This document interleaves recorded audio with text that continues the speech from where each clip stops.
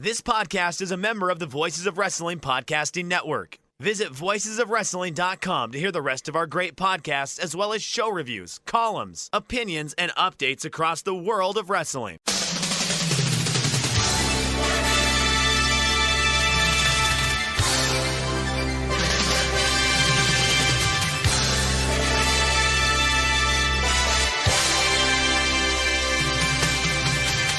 Hello everybody and welcome to the Super J-Cast. I'm Joel, and yes indeed this week I am joined by the returning Damon McDonald. Really appreciate Booze Leprechaun stepping in last week, lots of great feedback, but Uncle Damon's back and loads of people I haven't done the date of the episode number. It is Friday the 4th of February 2022. This is episode 196, and Damon, everyone wants to know how you are. People are worried about you. I appreciate it. Thank you. It was fucked for a while. It's been fucked for over a month, but I don't know. I don't know if I want to bore everybody with the gory details, but I mean, the long and the short of it is I've been talking about my shoulder for about a month now, and there has been really no relief, and that hinders my sleep. I run on about 2 hours of sleep a day, and then I'll just nod off in a chair for like a half an hour. So yeah, there's like tingling sensations in my arm, up and down my arm, blah, blah, blah, blah, blah. So they put me on a steroid to see if they can get the swelling down. And, you know me, I don't have the best reputation, Joel, of following directions when it comes to alcohol and or drugs, do I? I think I have a reputation of that would... I don't know what the fuck I'm trying to say, but basically, I A, took too many, and B, took them on empty stomachs. I would just take them. I would take them on schedule, then I would take them off schedule, and because I just wanted the pain to stop. I just wanted it to be take quick. them in between. Yeah, a little nibble here, a little nibble there. The biggest problem is that I was taking them on an empty stomach. I'm in pain. I don't want to eat. It caused my stomach to have such a fucking meltdown. Now, again, keep in mind, this is on top of the fact that I've gone through a huge industrial bottle of Tylenol. Like there's a half a bottle of Tylenol in a month, Joel, which is not good for you. And I'm doing everything.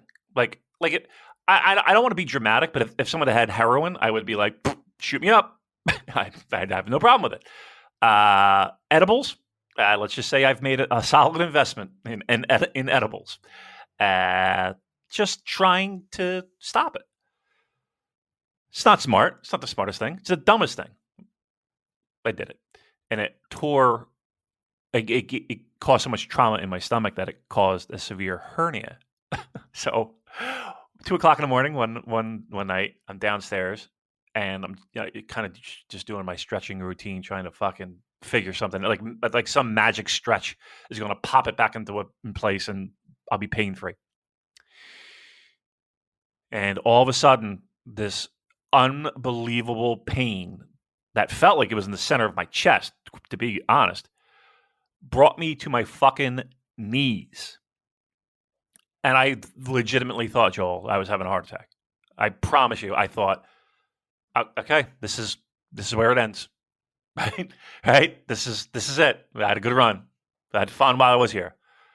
I hope Cheryl doesn't mind the dead body on her fucking living room floor when she wakes up. Has that happened to you many times before where you've thought, right, well, this is it, I'm done? This was... there's been things where there was one time where I was driving down a highway and a car was coming right at me. He was driving on the wrong side of the road. And I had to swerve out of the way. And I had to just pull over the side of the road because I was hyperventilating. Oh my God, that was it. If I didn't fucking react, or I was just changing the channel on the radio, I would have been toast. I would have been head on. Now, this was the most painful thing I think I've ever gone through. I'm not going to lie. It was the most painful thing I've ever done. And it broke my arm before, and it brought me to my knees. And again, I thought it was a heart attack. I really did. And I'm crawling to my couch, just trying to I don't know what to do. Trying to grab the ropes. was trying to grab the ropes, man. I was trying to grab the ropes. And then it hurt, and it subsided a little bit. And I was like, okay, well, heart attacks don't do that. Heart attacks don't fade in and out, I don't think, at least not what I'm aware of.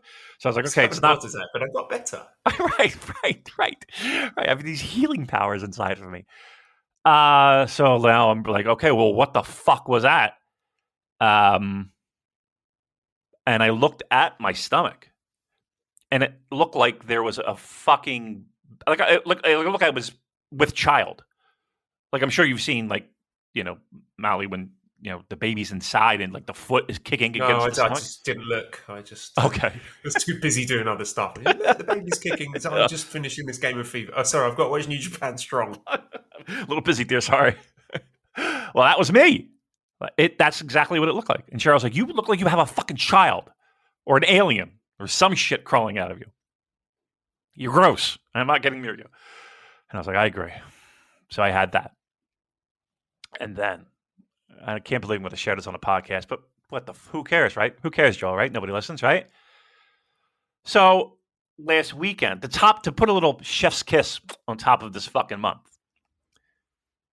I go and it was a Saturday night, and I'm upstairs with Cheryl, and we're watching YouTube videos, and we're watching like Japan videos and Tokyo videos, and she watches this guy Paolo, along with like that Chris Broad dude who I really like. Anyway, we talk about ramen shops, and we just look at each other. I was like, we got to get ramen tomorrow because it's freezing cold here. It's just perfect ramen weather, right? Just you couldn't ask for better ramen weather. So I'm like, oh, fuck it, we're fucking doing it. I'm going to send you a picture, Joe. I'm going to send you a picture of the ramen I enjoyed.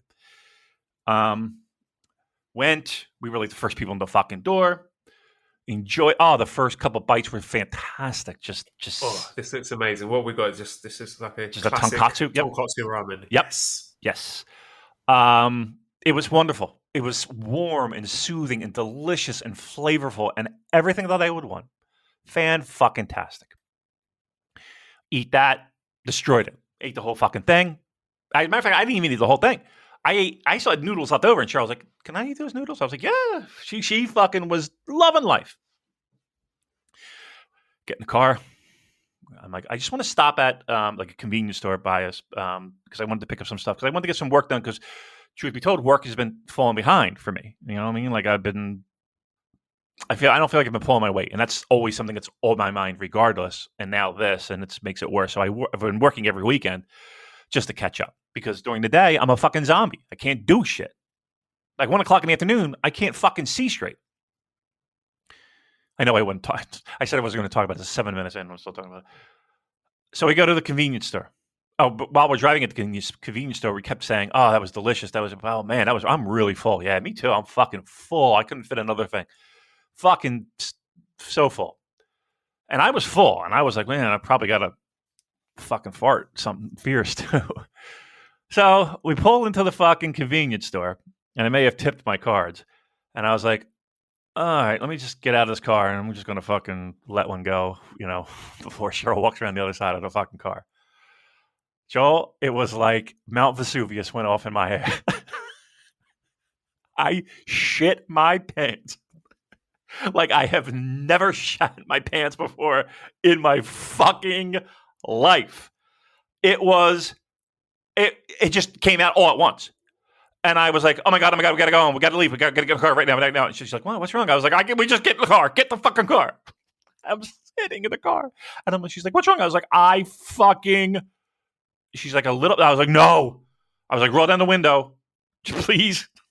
I'm so embarrassed. And I'm like, please just smother me at night because this is where it ends. Because there's no longer any sex appeal possible. None. Hey, my she's never going to listen to this. It happened to my wife on more than one occasion. One that sticks in my mind was being in a taxi. This is when we were in China, and us having to get the taxi to pull over, cut the journey short. I remember you saying this. She ran to KFC and locked herself in the toilet there, and I had to get a KFC drinks cup to pass to her there because Chinese toilets are not like the nice Western toilets we're used to. I had to pass her this KFC beverage cup which she used to clean herself. Oh. So I still love her. I still look at her the same way. So don't judge yourself too harshly. It happens to the best of us. Thank God. Oh my God. What? Like she threw in a trash bag. I threw out the clothes I was wearing, right in the trash, right out in the trash. It was like it was just like the perfect. Why not? Why not have that happen? That would be just fantastic.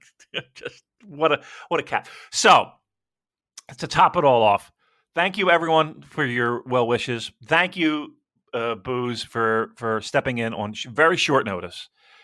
I could not perform. We need to be careful because she is a better co-host than both of us. So I know. At some point, she's taken over this show. So. I know. I'm listening. You guys are talking sumo, and that's the one thing I swear to you. And I've told you this before, that you have this ability of being able to bounce. It doesn't matter who's sitting in this mic, on mic or a third mic or whatever.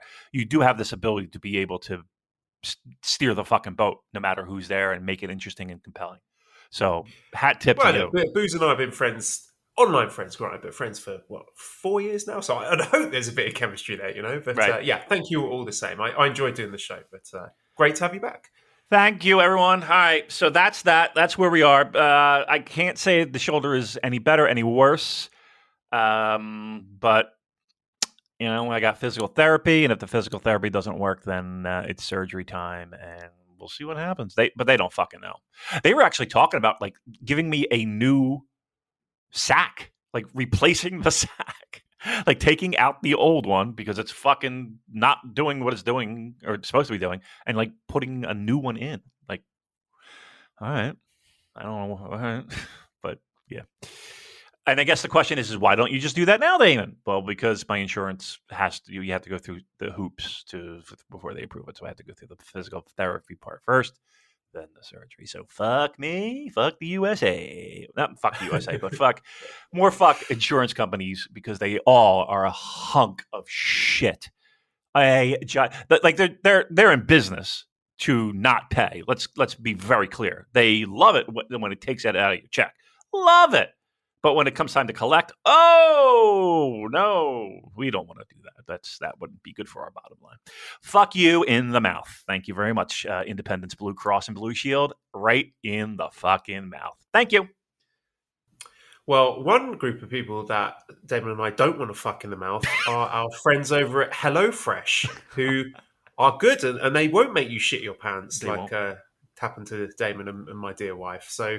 Damon, tell us a bit about the wonderful people over at HelloFresh. Wonderful is correct. And let me tell you something. I was so happy to hear that HelloFresh, our good friends there, are back with the Super J-Cast and back with the Voices of Wrestling Network. Definitely, absolutely, 100% going to be sending you some of their fine goods for you to sample. Definitely going to be sending them over here to me in Bangkok so we can both enjoy them. Oh, is that right? Great. Give authentic responses to their cuisine. Yeah, absolutely going to happen. Definitely will happen. 100%. You can. What? It's what is going to happen? Is it going to happen? Why are you laughing? I don't know. It just seems that you're very specific in the details of that. All right. Well, listen. I will keep my fingers crossed if that happens. In the meantime, you, our loyal Super J-Cast listeners, hop on board. Now's the time with HelloFresh. With HelloFresh, you get farm fresh, pre-portioned ingredients and seasonal recipes delivered where? Right to your doorstep. How convenient is that? Skip trips. Mine's just arrived, Damon. I'm opening it now. Oh, look, yummy. Oh, it's very tasty. Yeah, sounds wonderful. I like it. I also like the way that your postal system works, that you get deliveries at 5 a.m., but that's convenient. Did you notice how fast I cooked it as well? It's yes, that's ease. That's ease of use with their seasonal ingredients and recipes. Hey, listen. I just couldn't wait. It's so bloody delicious that I just had to... dig right in. Just you gnawed on the box.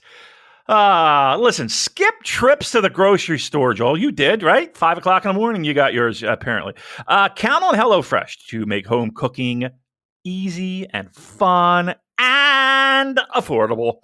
That's why it's America's #1 meal kit. I don't know how it's doing in Thailand, but I know it's America's #1 meal kit. They say so right here in the copy. Look, the new year, it's a great time to focus on what's most important to you. Whether it's saving money by ordering less takeout, learning to cook, prioritizing your wellness.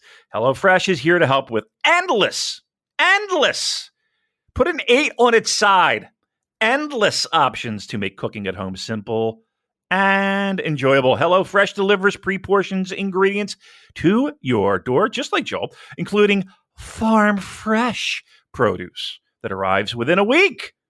It's going to arrive within a week, Joel, right? Right? Delivered by the farmer himself. So you get convenience without... Or herself, could be a woman. It could be. I would hope so. I was watching a little documentary about farmers in Fukushima, where the reactor and the tsunami happened. Very interesting. Let me recommend that. Chris Abroad did a wonderful job. Like, he needs the fucking pimping. What was I saying, Joel? Farm fresh produce. Have you seen his new set? Yes, the izakaya. Yes, so cool. Fantastic. Isn't it? Do you think we should, next time we go to Japan, we should lobby to get on his show? I would do it. Whatsoever. But here's the thing: him and like Natsuki, like Natsuki likes Duran Duran and all these bands, and I'm like, holy shit! We should get them to come to a New Japan show. Get them to come to like Wrestle Kingdom or something. They talk about wrestling. They do. Like, they'll talk about New Japan, and they've mentioned New Japan on show. Cheryl's been like, "Oh my god, okay, we've got to do this." Yes. Next time we go over to Japan, we are doing a collaboration with. I would do anything. Let's do a collaboration now. What the fuck? Somebody get a hold of Chris Broad. Tell him I like the Duran Duran. Tell him we like the New Japan. Yes, please. All right. So listen, as we were saying, that farm fresh produce, Joe, that arrives within a week. It's convenience without skimping on quality. Skip the trip to the grocery store, saving you the long holiday lines. There is no holiday. Well, there is. There's American Valentine's Day right around the corner. So you can skip it. Imagine that. Nice romantic little dinner at home. Thanks to HelloFresh. Look, here's the deal. Go to HelloFresh.com/VOW16 and use the code VOW16 for up to 16 free meals and 3 free gifts. What are the free gifts? Do we know? Is it like a fleshlight? What are you getting? What's the free gift? I'm curious. I think it just like a T-shirt. More food, more portions. Really? That'd be great. That'd be good for me. Again, HelloFresh.com/VOW16. Use the code VOW16 for up to 16 free meals and 3 free gifts. I cannot guarantee that one of them will be a flashlight. All right, so that's what you need to do. Get on board. It's HelloFresh. Well, it should be. If the people of HelloFresh are listening, that would be an amazing gift. At least like a Tenga egg or 2. I'll tell you what, I actually thought about buying one. I just want to try it. Like, I just want to see what it's like. Absolutely. Okay, well, we've got a new segment for the podcast then. Damon reviews Tenga eggs. I swear to God, if somebody would buy it for me, I would do it. I'll tell you what, if somebody went halvesies in on me, I would be like, all right, I'll do it. There's a Riley Reid one, you know. I'll use a portion of the next donations we get. Okay, yeah. There is a Riley Reid fleshlight. Just FYI. Like, imagine that. That's what we've all wanted. Our favorite adult entertainment stars distilled into the form of a little rubber egg. Right, with a fucking giant cylinder. All right, so there you go. HelloFresh, VOW16, 16 free meals, 3 gifts. Do it. HelloFresh.com/VOW16. Get on it. Get down on it. Okay, and New Japan Pro Wrestling. Damon, we're all feverishly checking the Japan immigration news to see when we can start getting some of our some new blood over to freshen up the roster. Just how excited are you for the Grade 1 Climax debut of one Shane McMahon? What? I mean, we've seen some heavy hitters in that tournament. You know, guys like, Hashimoto, Kensuke Sasaki, Takayama, Shibata, Fujita, Kawada, Nakajima. But honestly, I think Shane McMahon may even be a step too far. He's almost too dangerous a striker for the G1 Climax. I'm scared. He does a little shuffle of the shoes. Why are we bringing up Shane McMahon's name? I'm missing something. He's just been booted out of WWE, and I thought it would be. He got booted. He did. Kicked out apparently he was. He came back and was given the job, like creative control over the Royal Rumble and sort of booking plans going forward into Elimination Chamber and WrestleMania. And from my understanding, he just like tried to book himself in really prominent positions. Like, all right, I'm going to beat up this guy. This guy's got to sell for me. I've got to, pin this guy, and it annoyed everyone else. And then Vince got fed up and kicked him out. Oh my goodness! After like 24 hours. Oh my goodness! That is the most unbelievable thing I think I've heard in all of pro wrestling. That is that. I haven't seen a guy torpedo his career in his father's eyes since Roman from Succession dick-picked his father. So, just an incredible weekend for one, Shane O'Mac. So, we're all very excited to see him in New Japan soon. Yep, sign him up. Let's go. Let's get him in. He's I would say he's an odds-on favorite to win the whole fucking shit and thing, right? God, imagine that fucking Thanksgiving has to be awkward as fuck, right? That Christmas holiday. Holy! I was thinking, like, sort of retrospectively, the Wrestle Kingdom. Oh, who's Shibata's mystery opponent going to be? Everyone's sitting there waiting. Here comes the money. Here we go. Money talk. Ching ching, dollar dollar. Fucking Christ! Wow. Well, listen. Just when you think that your promotion's having some tough times, whoo, you get that news. I did not hear that. Now, again, I haven't been online much lately, but that's fucking crazy. That might be the craziest thing I've heard. The McMahons are just they are certifiably insane, right? Like they are absolutely. I mean, the whole company, this like multi-million or billion-dollar company, being booked around the whims of a 70-year-old coke addict whose just mind is slowly going down the shitter. That's a choice.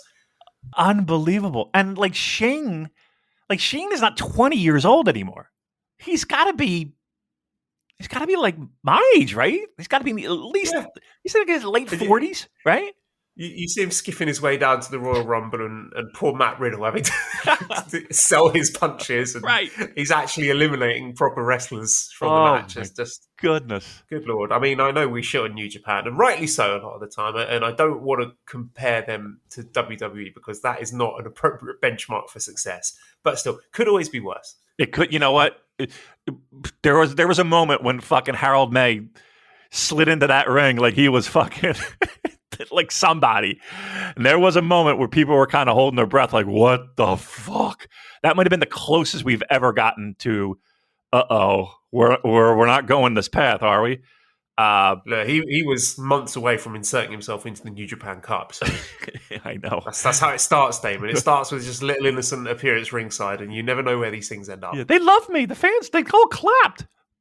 I think I should win the belt.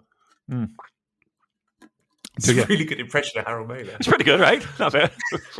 All right, so we're going to get into some of the news. Okay, so Chase Owens apparently has renewed his contract. He tweeted out, today is the last day of my New Japan contract, which he does every time his contract is up. Yep. And everyone goes, oh, yay, this NXT. Loser, get him out.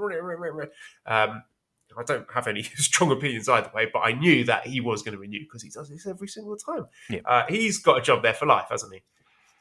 Yeah. And there's a guy who flew out to fill in one of the Young Bucks' injuries. He couldn't make Best of the Super Juniors, and Chase flew out there like on 2 days' notice, didn't he? So that kind of stuff is appreciated by the company. He will always get on the plane. He's a company man, and whether or not you like him personally, that kind of loyalty is valued by New Japan Pro Wrestling. So yeah, he's going to be around for a while. Good. I mean, here's the thing.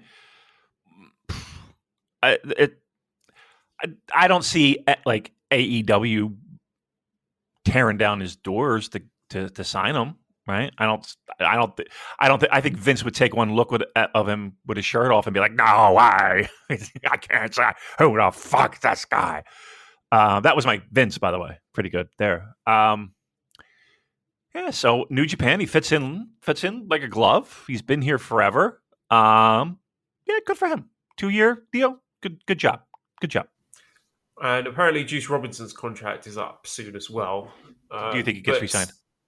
No, I don't think they're going to offer him a new contract. I think he will just continue to do strong dates for them, but then he'll be free to sign a full-time contract with someone else. Like, maybe he signs for Impact or something, but that means he will do the strong tapings and can do the big shows stateside for New Japan, but without being a full-time contracted wrestler. Because I don't think it makes sense for either party, really. I mean, if Juice is not going to get on a plane, why would New Japan offer him a contract when and he seems happy enough just working independence, working Impact, whatever, having the freedom to do that. So I think it just works out for both parties. But again, don't read this like when you see Juice contracts New Japan, Juice's New Japan contract is expired.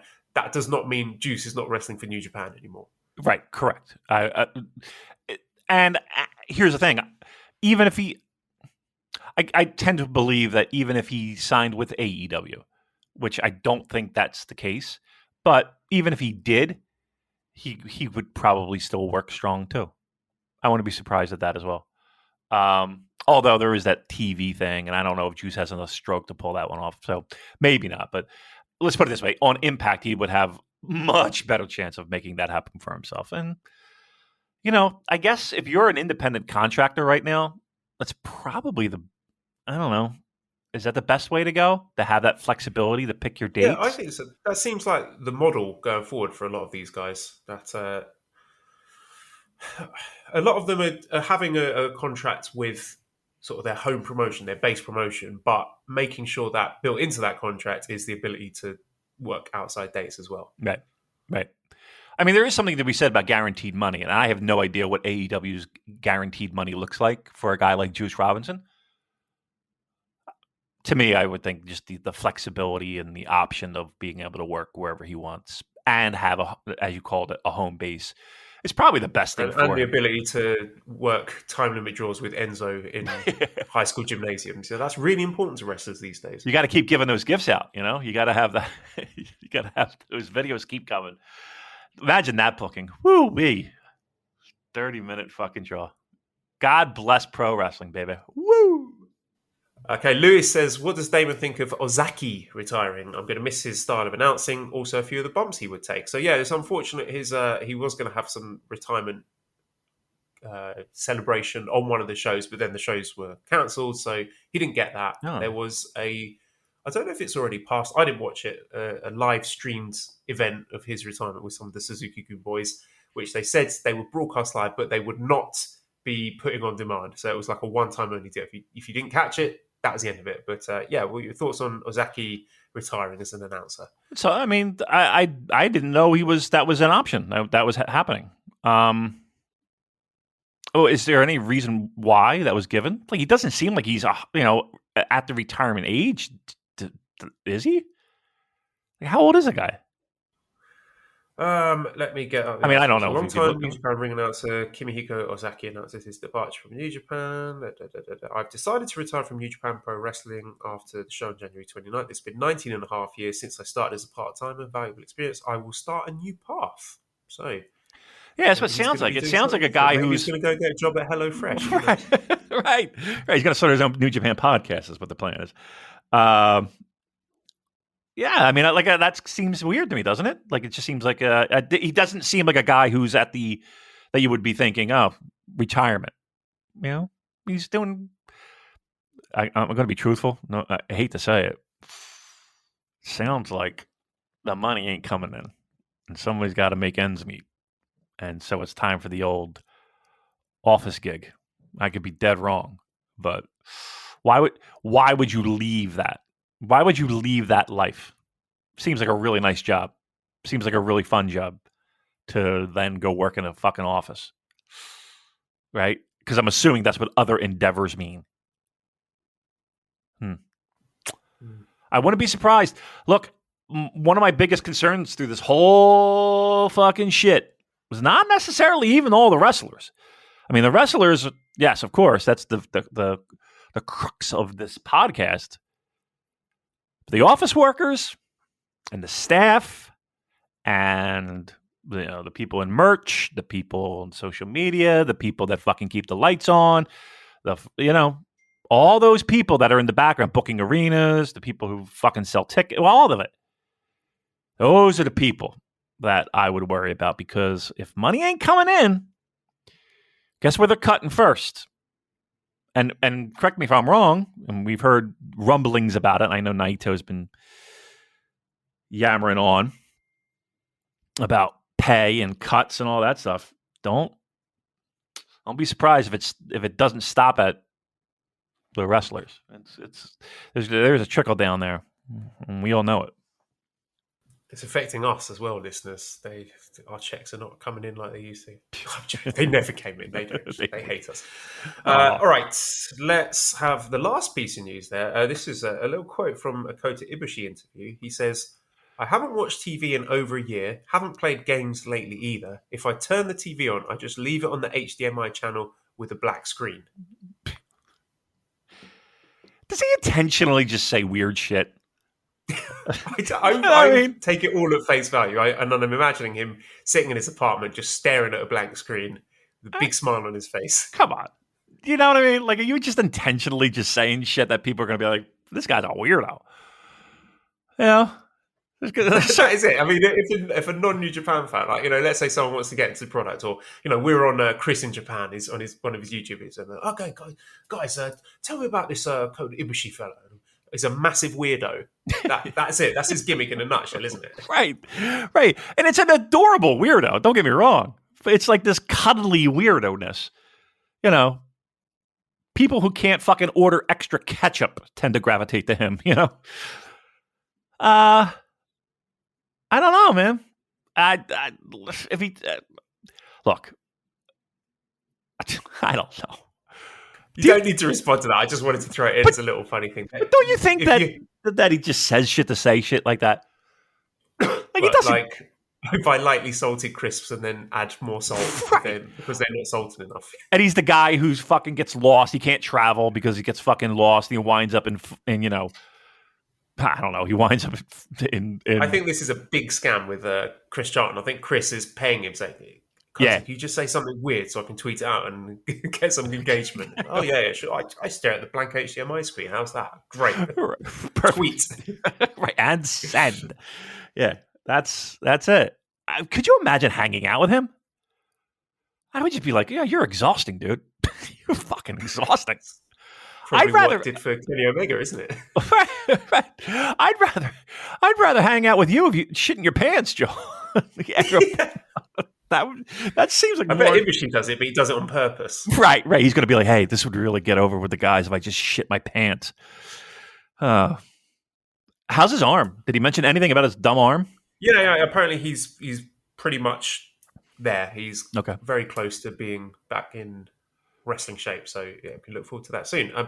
Big piece of news. I've saved the best till last. New Japan have announced Windy City Riot, a major event emanating from the Odeum Expo Center in Chicago on April 16, 2022. We're looking at a capacity of just over 2,000. And as always with New Japan, they've horribly overhyped it. They're like, tweeting out stuff like, oh, I remember our Madison Square Garden show and blah, blah, blah, blah. And then, so we've got a nice little show in Chicago. Fine. But I'm sure all our Chicago-based associates and listeners, I'm thinking people like Chris Samsa, Rich Craich, they're all excited to go and see their favourites. We're going to get Will Ospreay, Jeff Cobb, Yuji Nagata, Tomohiro Ishii, Jay White, Finn Juice, Tom Lawler, Jonah, Fred Rosser, Brody King have been announced so far. Do you think that's going to sell out, Damon? I was going to ask you that. What do you say, 2,000 capacity? Chicago's a good pro wrestling town. I think it will. I'm going to be optimistic and say it will do at least 2,000. Okay, so you're setting the bar at 2.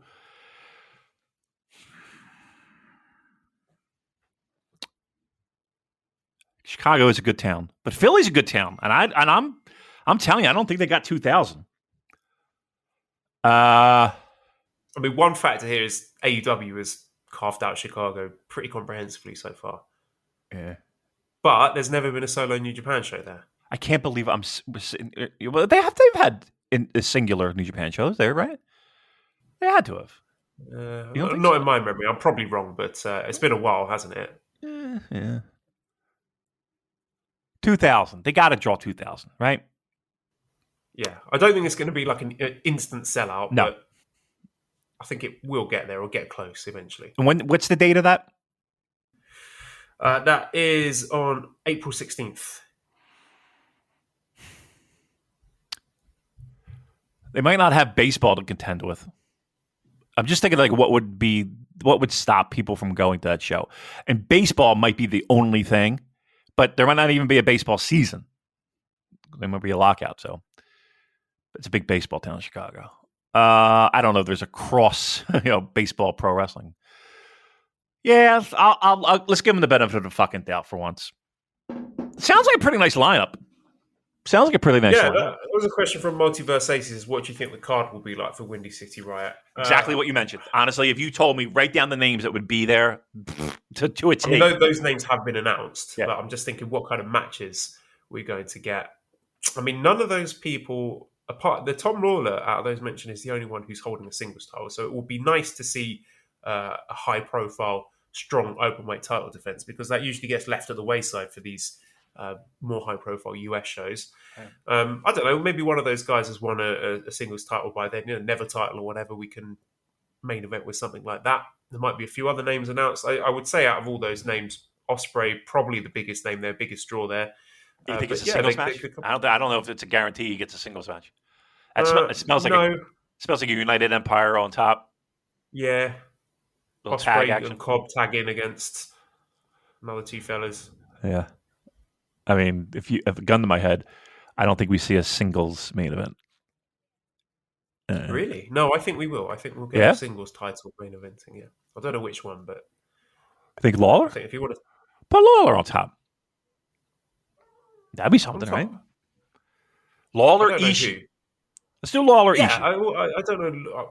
Let's say Ishii gets the Never title back from Evil, and I don't know, Ishii Brody King rematch for the Never title, or Ishii Jeff Cobb maybe for the Never title. Ishii versus Jonah, that would be good. Yeah, a lot you can do with that. Yeah, there's stuff that you can do. Come on, if they're creative, they can fucking do something, right? Come on, they can do this. They put the Lawler on top, have him defend again. That's really going to be. You know what? If they did that, they would be really smart to do that.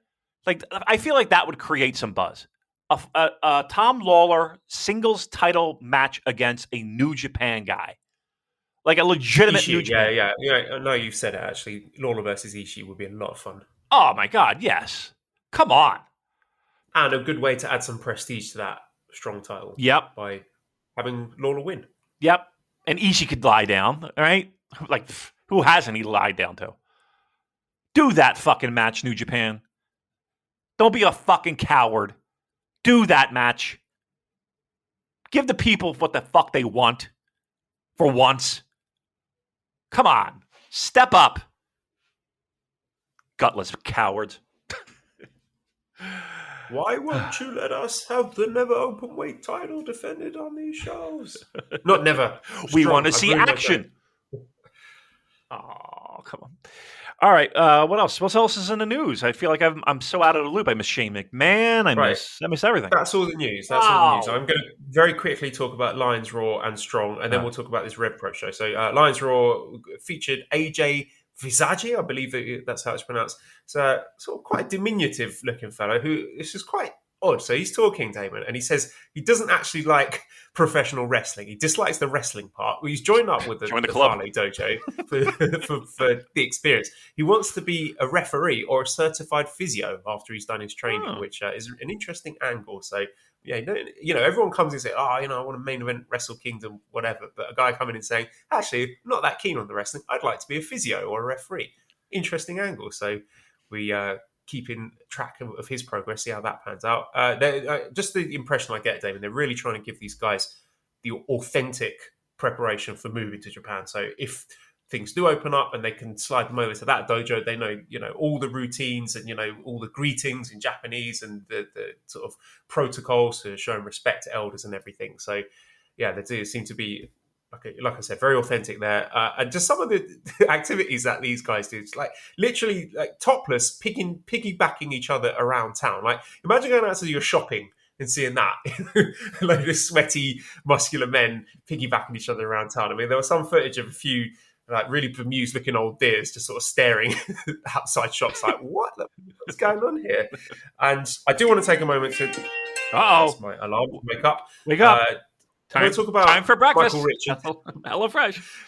Michael Richards, who, he had his time in Japan before. It didn't work out, but he has boy, has he got himself into shape. Alan Forel on Twitter pointed out, quite rightly, he's looking like Bas Rutten now, and for real, he looks absolutely terrifying. He's in tremendous shape, and again, I spoke about him on previous weeks. He's a guy who I would be genuinely excited to see get a second shot in Japan, because often it's those people on the second chance when they know they've screwed it up the first time that really motivates them to go out and make their mark. So that was Lions Raw. As for Strong, we started off with Alex Zane versus Arya Daivari. I have not watched much Arya Daivari. He does a move called the flying carpet where he gets I don't know if it's a Persian carpet or I'm not sure what it is. I'm ignorant. I apologize. And then does like a top rope splash on the carpet on top of his opponent. There was some ring bell shenanigans, a little bit goofy, but I don't know. Maybe Strong needs a bit of levity. Who am I to say? Personally, I prefer watching the Young Lions beating each other up, and that which we got in the next match where Alex Coughlin had his graduation match against JR Kratos and managed to beat him. So, although early on, one moment that stood out was Alex Kozlov accidentally calling Alex Coughlin Alex Kozlov. Damon, have you ever accidentally called someone your own name by mistake? Can't say I've ever done that. Damon, ever? No? Oh, no. At any rate, Wait, I got a question for you. Have you ever done the old sex with someone said the wrong name? No, I haven't. Have you ever had sex? I never have sex. No, I think I didn't do it once. One time it slipped, like it almost happened, but it didn't. I was lucky. I was like, for knowing you'd be shouting out Jushin Thunder Liger. Yeah, I said it will be a restless. I was like, never mind. It'd be gross. I'm not even. Even if I can't say it now. I told you that he shit my pants, and I can't even say this line. That's how bad this line would have been. Oh my god. Yeah, I don't want to know. Yeah. But anyway, this Coughlin Kratos match, I love the way they built up to Coughlin successfully getting the gut wrench suplex, and I mean also the deceptive mobility of Kratos. He can move. He's a fast guy despite his size. His nice little Fujiwara armbar tease at the end, and another tremendous feat of power with Coughlin finally getting the German suplex, getting that breakout win after his trial series of matches. I thought it was a really great long-term story, really fantastic way to mark Coughlin's graduation, to showcase all of his strength. Awesome job by Kratos for helping him get there, and a pretty great backstage promo from Coughlin afterwards, which is worth checking out. And our main event was Jay White against Christopher Daniels. I thought, actually, they both worked really hard here, particularly Daniels. He took a lot of big bumps, and I wasn't particularly into the idea of him as a challenger, but he won me over by the end. I mean, this was not a match on paper that I was expecting to enjoy, but I came away liking it a lot because they both worked really hard. So which Chris would you like to see Jay White fight next, David? I've got a list of Chris's here. I've got Chris Samsa, okay, former Big Breakfast presenter Chris Evans, Chris Martin from Coldplay, football commentator Chris Kamara, Chris Eubank, the former boxer, and Chris Akabusi, who used to present Record Breakers in the UK. So, any Chris's that you want to see Jay White fight next? Wow, I like that. I was going to go Chris Abroad, being that we're pining to be on the show. Chris Martin. Do you like Coldplay? No, I hate them. Why do you hate them? It's just overplayed. When they were in their prime, what was that? Clocks. You could not walk down the street without hearing. And that's where my dislike comes from. Lights go out and my dick gets hard. That's not how the song goes. I just made up those lines. But I like one of their songs, The Scientist. That's a nice song. Scientist, all their other stuff. Yeah. The first album's really good. Yellow. Yeah, it did kind of get a little cliched. But here's the thing, though. They are a stadium band. Like, every time I want to fucking thumb my finger at them, thumb my finger? Thumb something. I don't know. Wave my willy at them. Yeah, every time I want to take out my cock and show them it, like, I always come to stumble across some dumb fucking concert from, like, I don't know, fucking Buenos Aires or fucking, and the place is packed, and the lights and the fucking, it's like, it looks like a real fun show. And every song you know, it's not like you go in there and be like, I don't know any of these songs. Oh, yeah, okay, I know that song. Oh, I know that song. I know that song. And you're singing along the next thing you know. You're tapping your toes. Yeah, I hear you, though. I will say that they are one of those bands that, but I don't know, in the States, I don't think they got as much, like in Europe and England. Yeah, absolutely, I'm sure. I don't think they got that overplayed. I just think they're a safe band. You know what I mean? Like, they're a safe band. Like, Chris Martin's not going to do anything fucking preposterous. You know what I mean? No, Like, it's sort of like band or CD you could put on when your mum's there. And she's like, yes, oh, this is quite nice. yes, yeah. There's nothing dangerous about them. Like, there's nothing. Like, to me, I think I need a little something. I'll push the envelope a little bit. I don't mean musically. You don't have to be fucking Pink Floyd, but I'm saying just I don't know. Look like a fucking I don't know. They just look like I don't know. They're very safe. We'll just leave it at that. Let's move on to the UK. So Rob says, will you be watching any of the UK events from the past weekend? Coughlin, Suji, Shota, Kidd and Ospreay all in action at RevPro and Wrestle Carnival. Chris said, I would also be interested in Super J takes on the New Japan affiliate Talent Wrestling, the High Stakes show, in the absence of any New Japan shows. Add Aussie Open to Rob's list also, since they're part of the Empire. I did watch this, so you watched it as well. Actually, I didn't watch the whole show. I watched a few of the matches, the key matches, New Japan Talent. And I'm going to say it, I don't say it every time, but I'm going to say it again because it needs to be said. RevPro commentary and sound production stinks. It makes it borderline unwatchable for me. It's awful. And honestly, if they fix that, RevPro might be one of the best promotions on the planet. The booking, the in-ring quality is all there, but it is bad to listen to and bad to take in with the ears, isn't it? When I went to that convenience store, Cheryl was like, did you just RevPro production in your pants? And I was like, yes. Yes, I did. You could hear Andy Quilden down there going, oh my gosh! It is terrible. I hate to say it. It's here's what it is in a nutshell. Here's me in a nutshell. It's low rent. It makes a really good product feel low rent. And I know, look, it's their own money. They don't have a lot of money. They don't have a lot of disposable income for high-end production. I don't know. I feel like I've seen equivalent, like pro wrestling promotion equivalents have better production. And it's not like it's a random show that we say this. It feels like every fucking time. And they go to that WWE school of shaky cam. It drives me nuts. Stop it. Yeah, I mean, look, I can't tell somebody to spend money where they don't have the money. What are you going to do? But it does make you look fucking low rent. Just saying. So in terms of the matches, what did I watch? So I watched Yota Tsuji versus Shota Umino, and I find it kind of thrilling seeing these former Young Lions in their proper gear in a decidedly un-Young Lion style match. Just getting a little taste of future New Japan in this magical post-pandemic world where everything's nice again and we have some new stars coming back.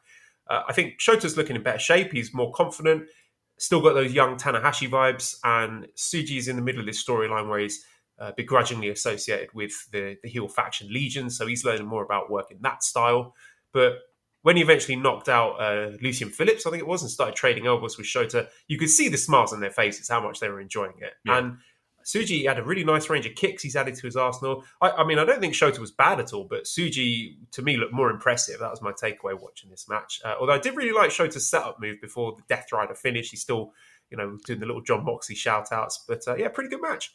I like the match a lot. I mean, truth be told, I really didn't know the lineup that well, and I actually forgot that this match was on. I thought it was really good. Like, when I say really good, I'm in like 3. I don't know if I'm going 4, but we're somewhere in the middle. We're over 3. If we're talking, just giving you an idea of what I thought. I hate to put undue pressure on guys out on excursion, but I just can't see how either of these two fail, right? Yota Tsuji is going to be a star. Shota Umino is going to be a star.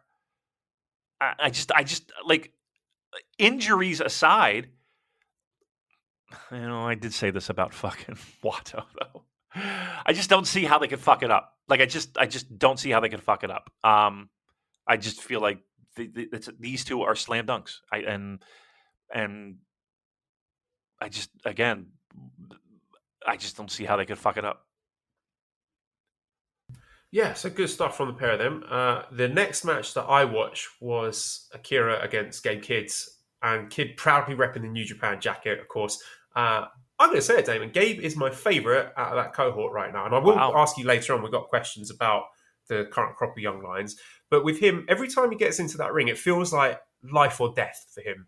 It feels like it just means everything. Like nothing else in his life matters apart from beating the crap out of whoever's standing in front of him. And he's fucking people up, Damon. He looks like a killer. Yeah, I think maybe this guy, opening segment was that's for sure. Yeah, right. Maybe Gabe Kidd is the true successor to Shibata. I mean, actually, now I've said that, his wrestling style reminds me a lot of Tomohiro Ishii in terms of the striking, the pacing, the way the matches are laid out.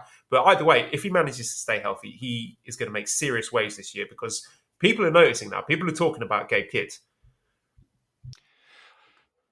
I mean, look, I don't want to say, I don't want to put a promo that he bared his soul over, helping him, I don't want to say take a next level, but it did, I don't know, maybe it kind of gave him extra motivation, maybe extra comfort, maybe extra, I don't know. And for us, the fans of the product, it feels like it helped. I don't know. There's now a new formed connection, and it doesn't hurt that his matches are really good. And you're right, there is that sense of danger.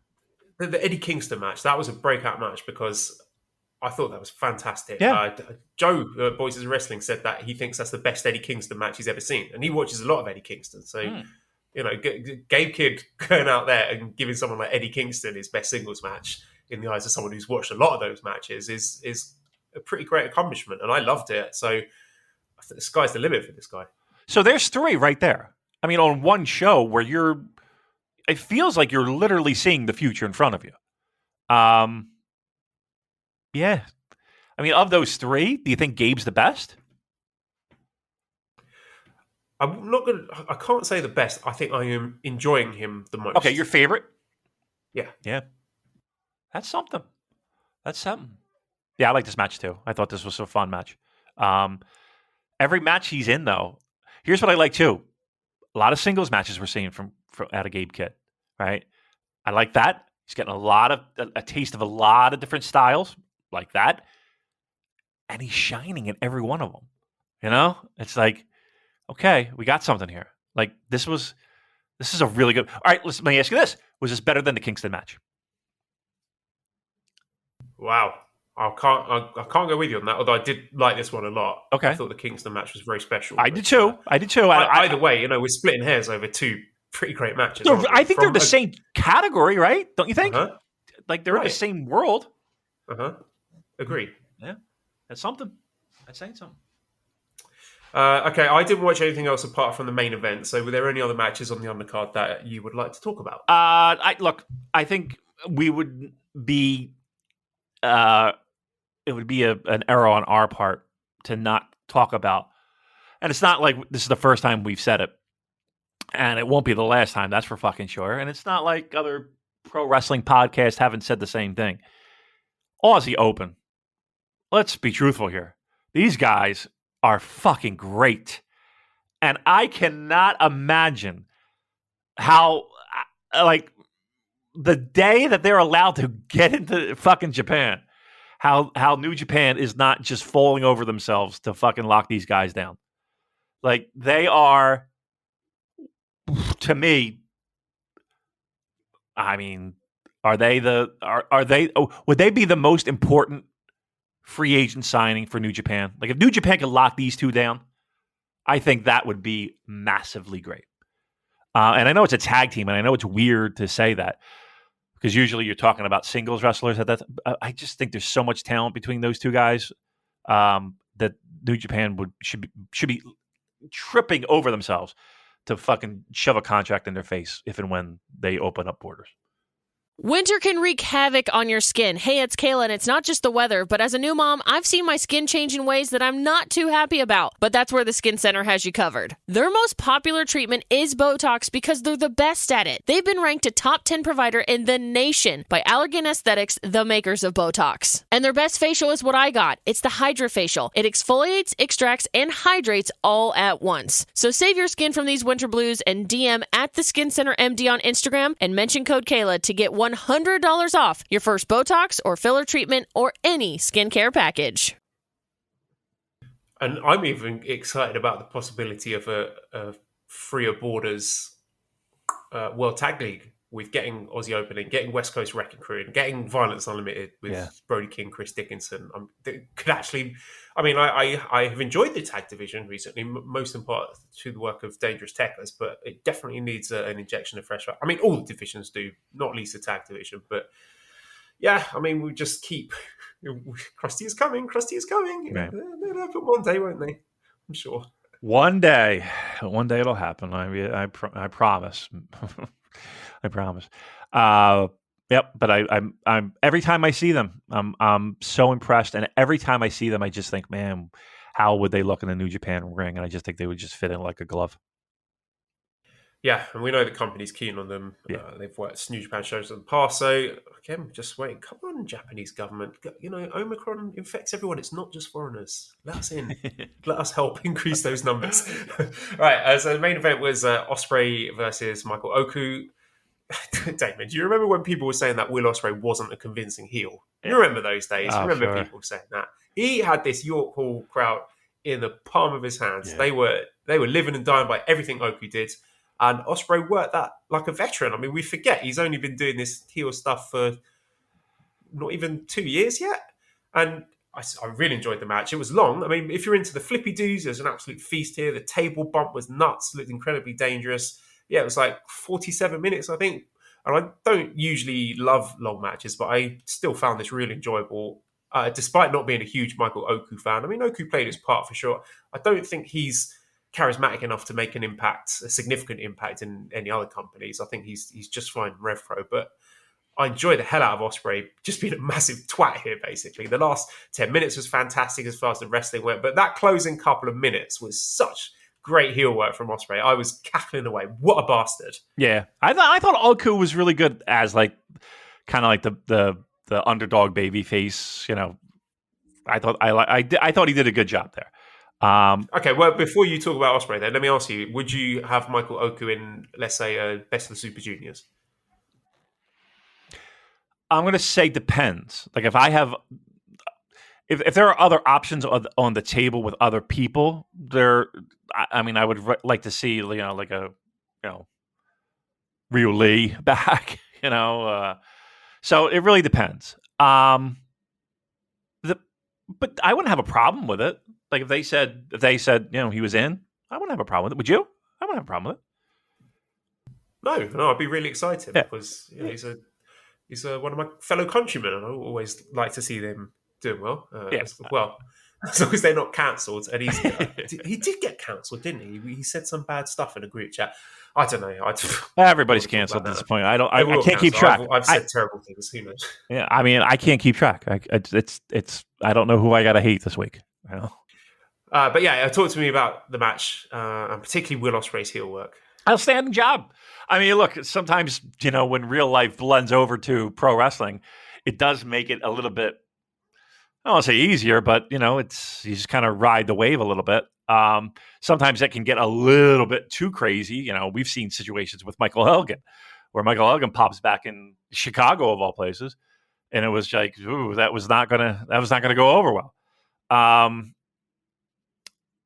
You know, in this case, it really straddled the line between. I know you're waiting for the Duran Duran line. I'm not going to give it to you. You know, between what's real and what's pro wrestling, and I think Ospreay worked it to perfection. Really, I thought the match was really outstanding. I did think it was a little long. Like it was over 30 minutes, right? 47. Whew. That's a long lot of people time. are going to look at that and think that, you know, miss me with a 47-minute Will Ospreay match. I think it's worth checking out. I really do. I do too. I think people should go out of their way to see it. Yeah, don't be scared by the 47 number because like I said, I thought I was like it went over 30, right? So if that gives you any frame of reference of it didn't overstay its welcome, but now that you said that number, it was like, yeah, I did spend a long time. Like when I got the or you know, when I'm on the site and trying to fucking watch the fucking thing. you look at it and it's like, oh my God, it's a fucking 4-hour show. Jesus Christ. How are we going to watch this? But yeah, it's don't let that scare you away. I think this match, let's put it this way. I think it was one of the best matches of 2022 so far, right? One of the better matches. I would put it in a top 10 somewhere, right? Yes. Yeah, I think people need to go out of the way and watch. Great. Okay, so we've talked about a lot of these guys already, but I want to draw your attention back in time. The standings for the 2019 Young Lion Cup. I'll tell you what. Let me send you the tweet that I sent. Maybe you've seen this already, but just for the listeners' benefit, we have Carl Fredericks with 12, Shota Umino on 10, Ren Narita 10, Alex Coughlin 8, Clark Connors 8, Yota Tsuji 4, Michael Richards 2, Yuya Uemura 2. I think it's a good opportunity to revisit these guys where they are now in their careers. Let's add Gabe Kidd into the mix. You want to add the DKC and Kevin Knight in there too? Go for it. I have been asking people on Twitter who would their top 5 be based on recent output. So looking at those names, and again, throwing Gabe Kidd into the mix, who would you rank as your top 5 of this crop at the moment? And I'm just very interested to see if Carl Fredericks is going to be in there. He might not. Was the guy all of us were anointing. He looked the part, he was getting the push, and we thought, wow, this guy's going to be a big deal. But is he going to crack your top 5? Because he's not in mine, Damon. No, I don't think so. I mean, I think you got to go Shota above him. I think you got to go Coughlin above him. I think you got to go Clark Connors above him. Gabe Kidd. I mean, Gabe Kidd has had quite a few singles great matches. Give me the latest. I mean, it was like the middle of last year, the last time Carl Fredericks had a really good singles match, right? Feels like it was forever. I don't think he makes my top 5. I think he's in the top 10, obviously, and I think he's on the bubble. All you need is just a little showcase match. But yeah, there are guys that are starting to lap. Yeah, Carl Fredericks is not the top guy anymore. What does that say about the roster? What does that say about, and especially in our troubling times? I'll jump in with a question. Dr. Gary says, I've been thinking about Lions Den / Young Lions in general. Do you think we're living in a bit of a golden age for the Young Lions system? 3 active dojos, Narita, Suji, etc. on excursion, plus all the LA guys. Does this mean a golden age for the main product in a couple of years? Yeah, it sure does. Fucking hope so. I mean, we need something to look forward to, don't we? You do, but it's like, here's the thing. It's like with sports and your favorite team. You have a window where you're a championship team, and you might fuck up in the playoffs, or you might fuck up in the championship game, or maybe, hey, you take home some fucking trophy. Great. It's hard to repeat. It's hard to get back in the mix. Okay. And then there's that, the years where you're rebuilding. I mean, that might be us. I mean, COVID and shows being scrapped and fans being cut in half, all that shit plays into it. But yeah, I mean, this is what we're looking at right now is a really... If you like following a promotion or following a sports team or following something like that, to me, this is one of the more exciting times. Especially, like, we have blue chip studs there. Like that lineup right now, the top guy that was, a year or 2 years ago, is now really your 5th guy. How exciting is that?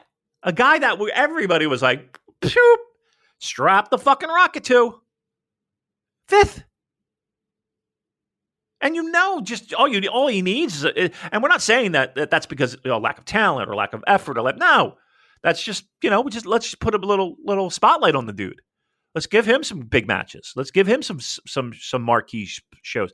Let's have him travel a little bit, right? Wouldn't it be nice to see him on one of these RevPro shows? That'd be nice. Give him a little spotlight. All we need to do is just turn up the heat a little bit on the guy.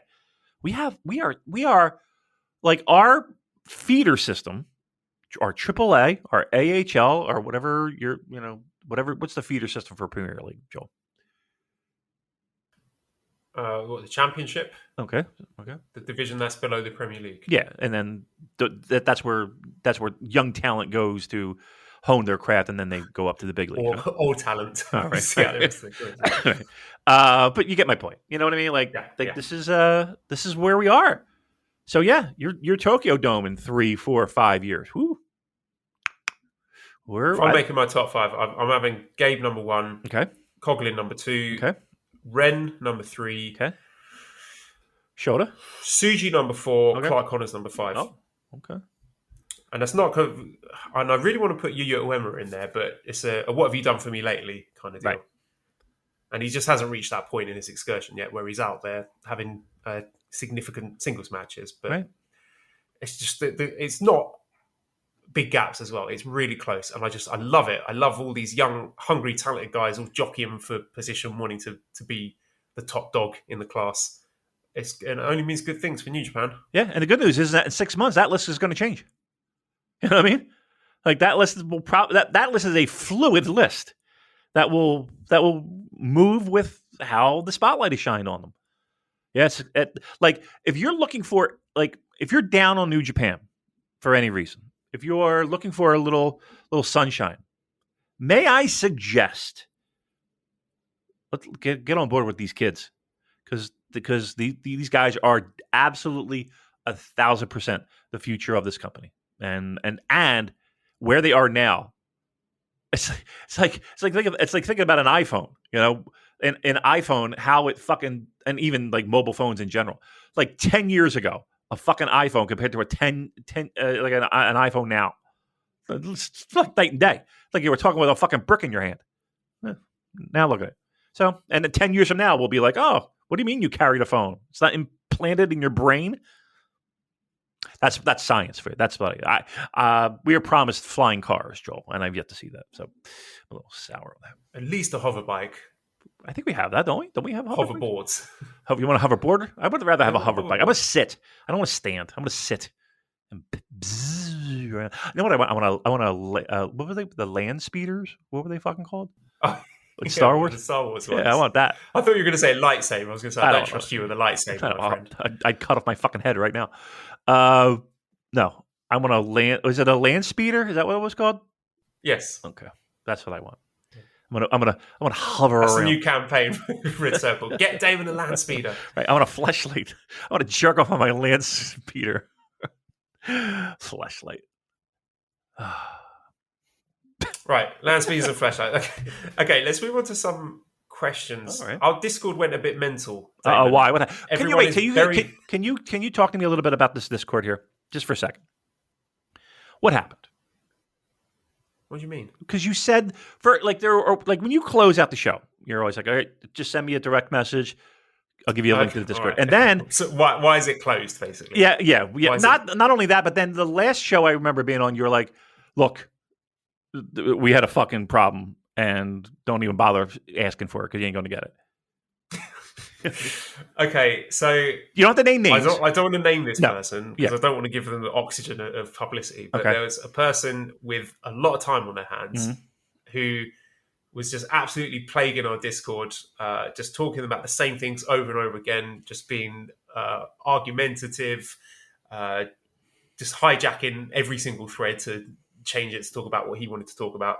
And every time he was asked to stop, he said, okay, I'll stop. And then 5 minutes later, he's doing it again. Just a serial poster. Man cannot log off. Okay. And every time his account was banned, then he would just make a new one under a different name and pretend to be someone else. And these just escalated into just absolutely insane scenarios where this person signed up with 2 accounts simultaneously, pretending to be different people. Arguing with each other? Arguing with each other. Not only that, accusing each other, one accusing the other of being a sex worker. And I was like, what's happened to our pro wrestling Discord? This is insane. So Booze had the correct thing. The only way to do this, because this person now is doing it in the Voices Wrestling Discord and has completely ruined that. Booze, the only way to solve it was to just lock it down and no more invites. The only way to get an invite is to ask one of us on Twitter, I'll send you a one-time invite. You click on that, okay, you're in, and that invite doesn't work anymore. Right. Which, of course, is going to put a ceiling on growth. But when have we ever cared about growth, Damon? Right.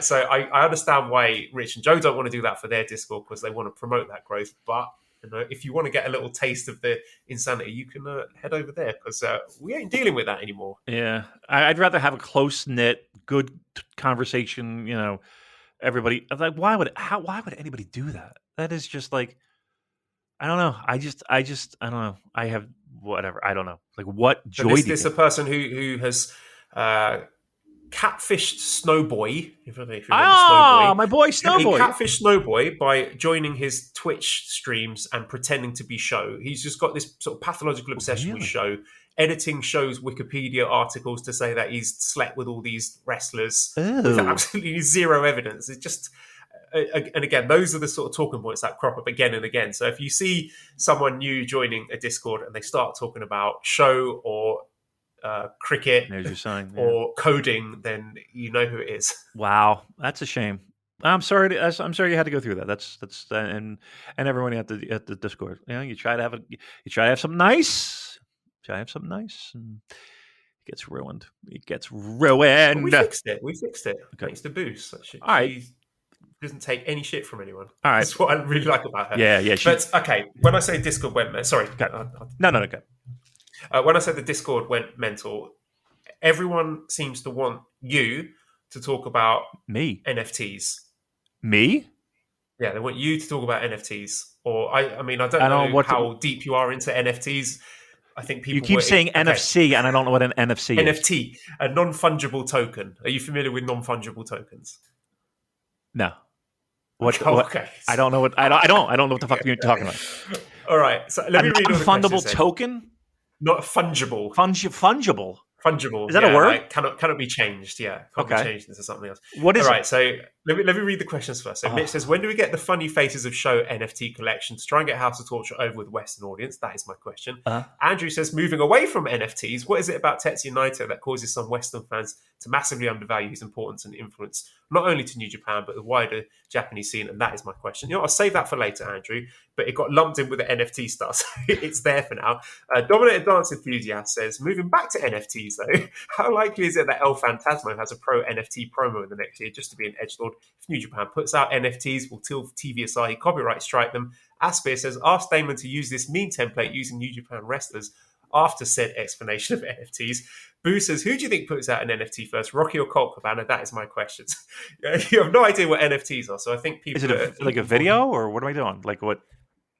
Okay, are you familiar with cryptocurrency? Yeah, like Bitcoin, yes. Yeah. Okay. I'm familiar. I mean, I don't know everything about it. I heard of it. Let's put it that way. I mean, I know it's like this fucking... Like you mine it and shit. I know words that are around it, but I don't know what the fuck it means, right? Okay. I mean, you know how I'm running off all our listeners one group at a time. It's the turn of the crypto bros here. So if you're into crypto and NFTs... listen, because I'm going to destroy, because I have no idea. Oh, it's a form of crypto? Basically, it's sort of an add-on for that. So if you're into that kind of stuff and you like it and think it's good, I'll save you the time. You can just hit unsubscribe now. I'll do you a solid, save you the time listening to me. You can make the Reddit thread now saying, oh, it's insufferable listeing to this podcast. So... But I don't know what it is, so you can't... I'm going to explain it. Most of this book I'm reading, Attack of the 50-Foot Blockchain. So the short version is it's a massive fraud. The bit longer version is that a NFT, a non-fungible token, is on the surface supposed to be like a unique digital collectible. You know, for example, it's a link to a digital image of cartoon Hiromu's Willy with a particular serial number that allegedly nobody else can own. It's supposed to have like exclusive ownership. And you know, the most famous ones doing the rounds now are these like cartoon pictures of monkeys wearing different hats and accessories that people are paying ridiculous amounts of money for. When you say ridiculous amounts of money, what do you mean? Thousands, tens of thousands, hundreds of thousands. For a picture? Yeah. Can't you... For a digital picture, yeah. It's not like it's like the fucking Mona Lisa. No, like the kind of it you could right click and save. That's what I'm asking. Like, why can anybody just do that? Like, what? I mean, yes, they can. But if you did that, you wouldn't own the original, legitimate owner of it. Who would care? Like, I guess a good question. Like, I guess here's the thing. Like, everything has value, right? Like, so like if I collect Duran Duran 12-inch singles, right? Like, and there's a value because this one's really rare and it's only available in Japan, blah blah blah, and I'm going to pay $500 for it, right? And people within the Duran Duran 12-inch single collecting community might be like, oh my God, you got a great deal. And I've always wanted that. That's worth the money. But if I took that same fucking Duran Duran 12-inch single and said, I got Come Up and See Me, Make Me Smile, live version from fucking Buddha. And people would look at me like, who gives a shit? Right? So I guess within the sphere of NFTs, they've created their own value, but it's primarily worthless, right? Outside of that world. You don't physically get anything. That's correct.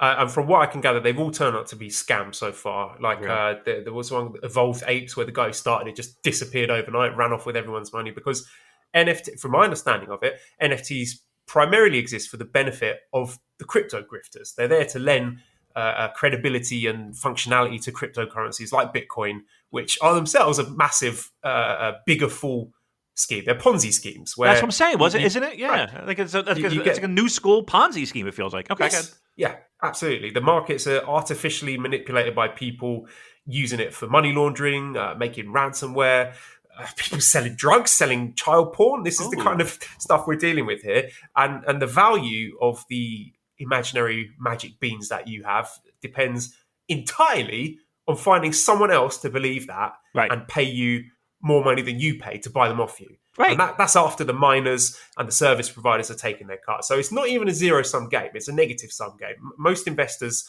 won't be able to cash out what they've put in. Like it's like a massive casino. And on top of that, the whole thing uses an obscene amount of energy. Apparently, it's nearly 1% of global usage. Like really? The same amount of energy usage as the country of Bangladesh, which has a population of 166 million people. What?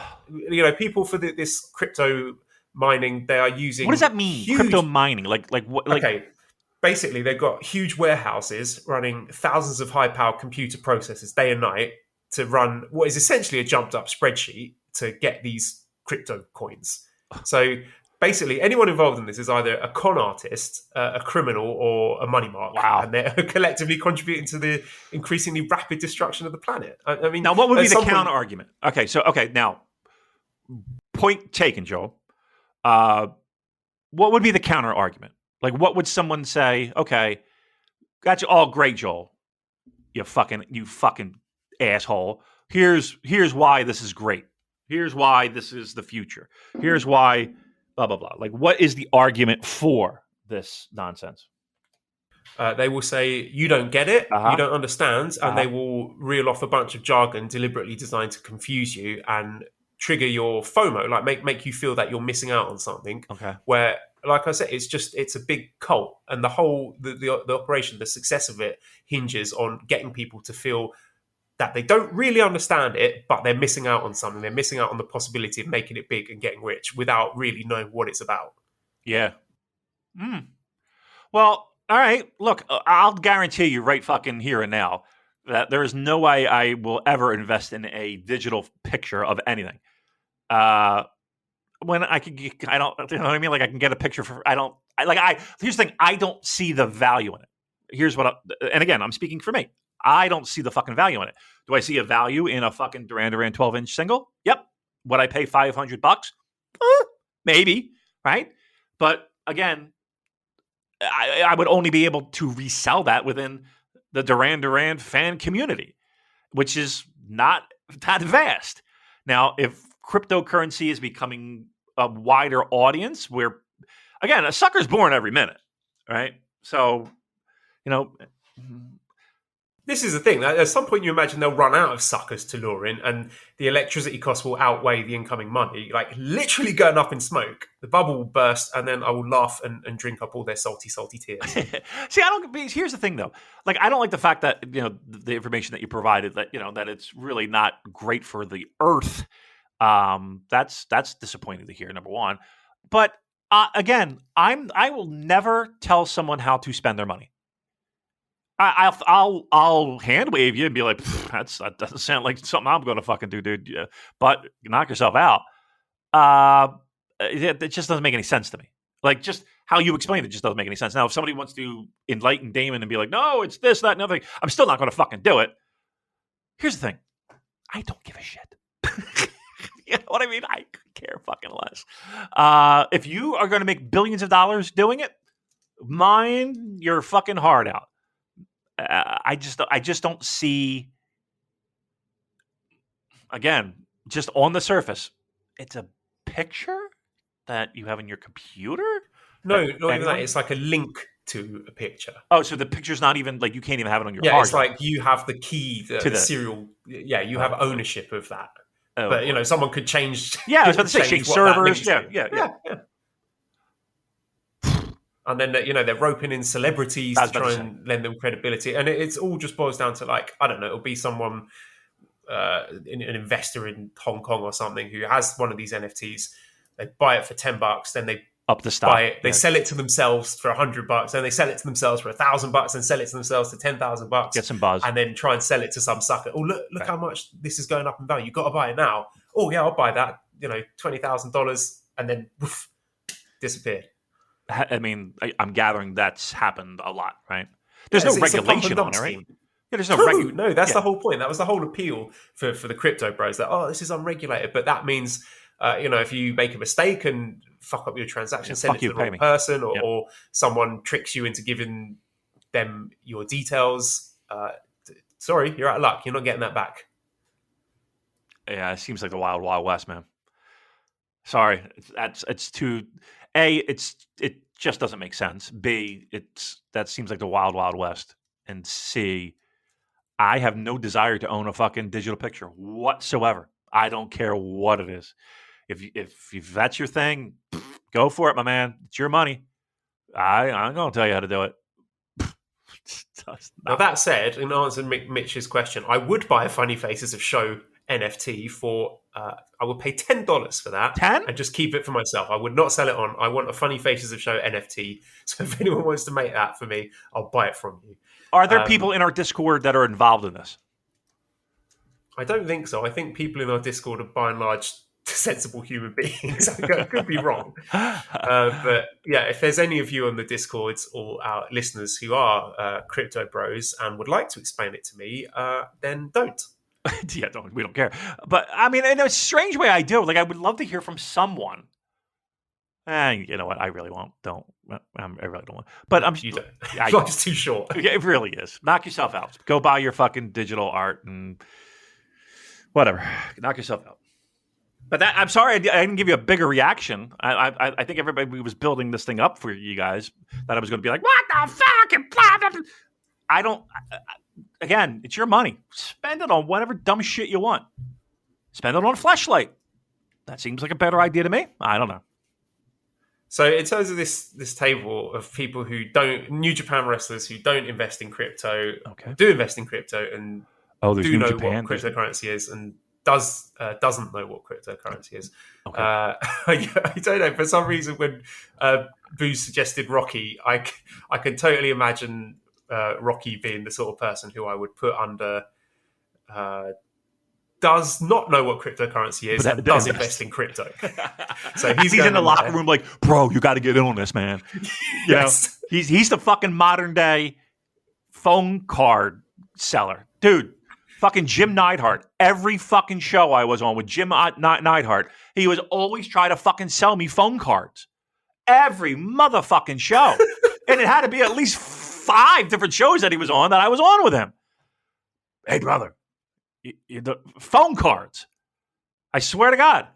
I'll never, It's like the modern day phone card thing. Yeah, he's in the lot. Dude, you got to get in on this. Imagine explaining it to fucking. You're missing out. Yeah, explaining it to like Juice Robinson. Like, I don't know what the fuck you're talking about. Rocky. Okay, Juice Robinson, I'm putting, does not know what cryptocurrency is, does not invest in crypto. Yeah, does not. Zack Sabre Jr., I'm putting, does know what cryptocurrency is, does not invest in crypto. Correct. And El Phantasmo, I'm putting, oh boy, does know what cryptocurrency is, does invest in crypto. He knows, he's in on the scam. He is out there trying to swindle you out of your money. You feel like he's a crypto, what do they call it? Crypto bros? Is that what it is? Crypto bro, yeah. And Dominated Dance enthusiast. ELP should definitely do a pro NFT promo in the next year. If he's listening, or if someone is listening who knows ELP, tell him to do that, because I will be a hooting and a hollering. That's what he should be doing. Somebody should be doing it. Somebody should get on that fucking shit and do that. And again, to be clear, I don't care what you do with your money. So don't fucking get all, if you're into it, don't get your fucking undergarments in a bunch. I don't care what you do. And I got to be honest with you, I don't think Joel does either. What's instead? Send it towards a Red Circle. It's a better investment. It really is. I feel like at least you get a laugh or two out of us. You may be like, oh, what fucking assholes. But at least something. I don't. From what you described, unless there's something else that you completely missed the boat on, it does not feel like it's anything I'd be interested in. No. Question here from In-Ring Art. It says, Hockey Damon, are my LA Kings a playoff team? I like Hockey Damon.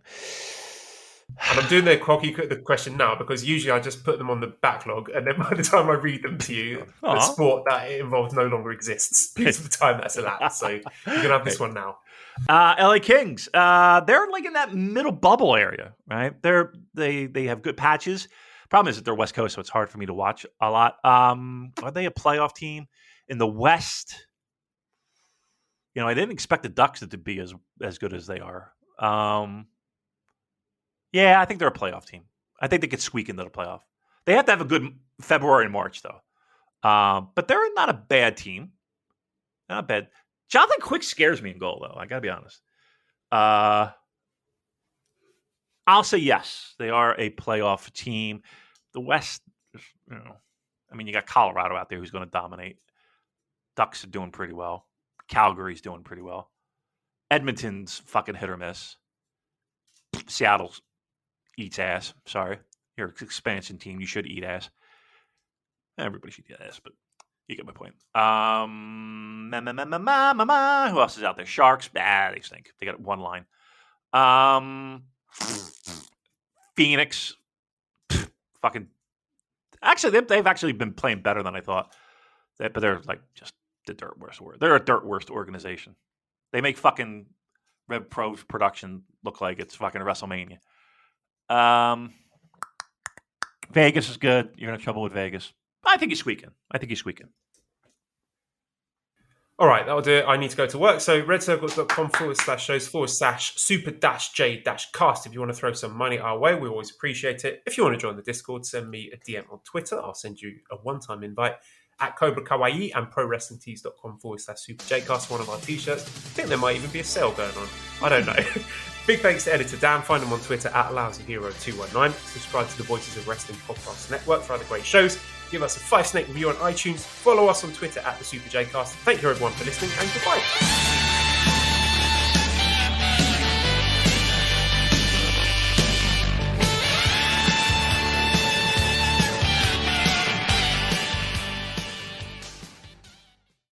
Directions to Outback Steakhouse. Head north on Magnolia Drive and turn left at the lights. So, what are you picking up at Outback? I'm sorry? Have you tried the Aussie cheese fries? Well, At the next light, turn right. If I had hands, I'd get them on that perfectly crispy bloomin' onion. What the? It's just another 500 feet. So close. I can almost taste that juicy Victoria's filet mignon. Well, if I could eat. Outback Steakhouse is so delicious, even your navigation system will want to bite. Let's Outback.